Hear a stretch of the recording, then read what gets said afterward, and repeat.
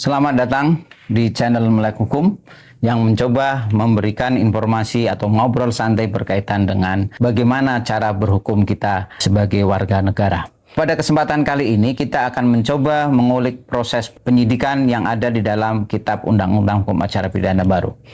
Seorang tersangka sebagai saksi mahkota.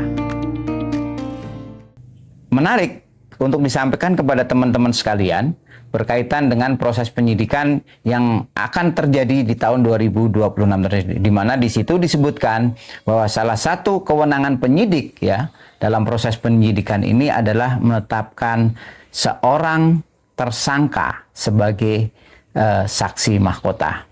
Sebagai salah satu kewenangan penyidik dalam proses penyidikan ini, ketika terdapat sebuah peristiwa pidana dalam proses penyelidikan sebelumnya sudah dilakukan oleh penyelidik pada saat itu, dan kemudian menemukan sebuah peristiwa bisa diangkat sebagai sebuah tindak pidana, kemudian ditentukan sebagai proses penyidikan, maka kemudian dalam proses penyidikan, ketika terjadi sebuah peristiwa pidana, dan ada beberapa tersangka, ya sudah ditetapkan tersangkanya, maka dalam kewenangan penyidikan di dalam KUHP yang baru ini, penyidik dapat menentukan salah satu dari si tersangka ini, si pelaku ini yang diduga melakukan tindak pidana ini menjadi saksi mahkota.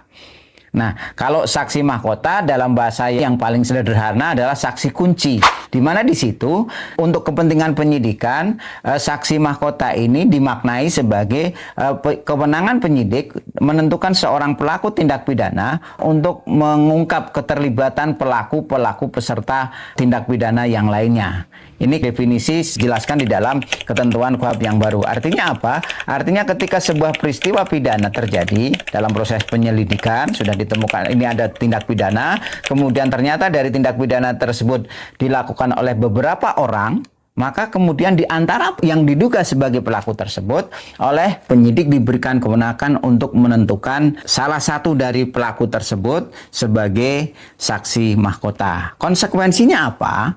Nah, di dalam ketentuan pasal-pasal berikutnya di dalam KUHP yang baru tersebut, di antaranya disebutkan ketika misalnya penyidik ya akan menentukan seorang sebagai saksi mahkota tersebut, maka dia akan berkoordinasi dengan penuntut umum. Artinya apa? Ketika penyidikan kan ada proses pemberitahuan dimulainya penyidikan kepada penuntut umum. Nah, kemudian ketika proses ada seorang akan dinyatakan atau ditetapkan sebagai saksi mahkota, maka kemudian penyidik berkoordinasi dengan penuntut umum untuk memberikan semacam perjanjian ya. Kalau di dalam KUHP yang baru tersebut ada kesepakatan antara si pelaku dengan penyidik dan penuntut umum pada proses penuntutan nantinya kaitannya dengan poin-poin kesaksiannya, setidaknya kesaksiannya yang akan diberikan di persidangan nanti, kemudian konsekuensi pemberian saksi mahkota tersebut adalah setidaknya bahwa dia tidak akan dikenai ancaman atau tuntutan maksimal dari pidana yang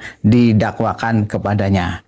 Itu kepentingan dari saksi mahkota dalam proses penyidikan. Nah, kemudian dari proses penyidikan itu sudah dinyatakan seseorang sebagai saksi mahkota dengan sendirinya, maka kemudian ada perjanjian yang akan disampaikan oleh penuntut umum dalam koordinasi tadi ya, poin-poin apa saja yang disepakati dalam proses pemberian saksi mahkota tersebut.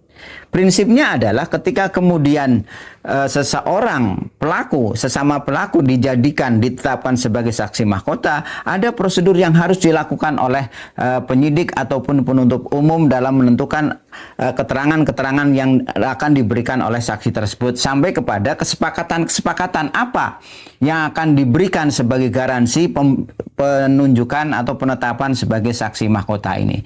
Nah, ini menjadi sebuah persoalan yang menarik ketika kemudian kita berbicara berkaitan dengan due process of law, pengungkapan sebuah peristiwa pidana dan pelaku tindak pidana tersebut. Karena apa? Karena kemudian tentunya ketika berbicara sebuah peristiwa pidana, ya, apalagi kemudian di situ ada beberapa pelaku tindak pidana tersebut, kemudian salah satu di antaranya ditetapkan sebagai saksi mahkota dengan sendirinya dengan garansi tadi, misalnya bahwa dia akan tidak akan dikenakan tuntutan maksimal dari ancaman pidana yang ada di dalamnya, maka kemudian dari sisi hak asasi hak asasi si pelaku tentunya di situ akan jadi persoalan karena kemudian tentunya akan terjadi secara manusiawi, secara humanis tentunya ketika seorang disangkakan melakukan sebuah tindak pidana secara bersama-sama, mencoba untuk membela kepentingannya diri sendiri sampai kepada bahwa dia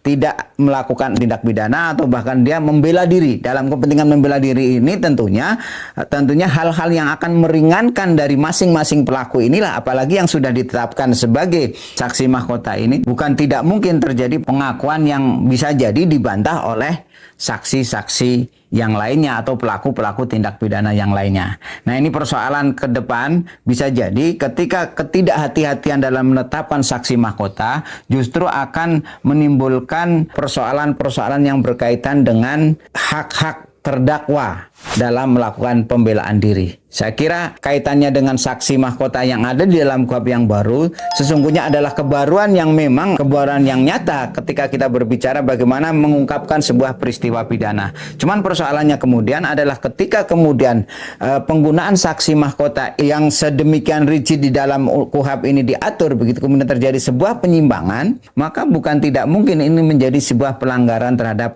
hak-hak tersangka, terutama dalam hak ingkar yang dilindungi oleh hukum acara pidana kita.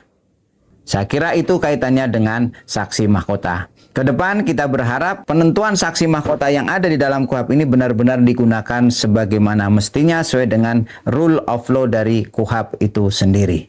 Demikian. Assalamualaikum warahmatullahi wabarakatuh.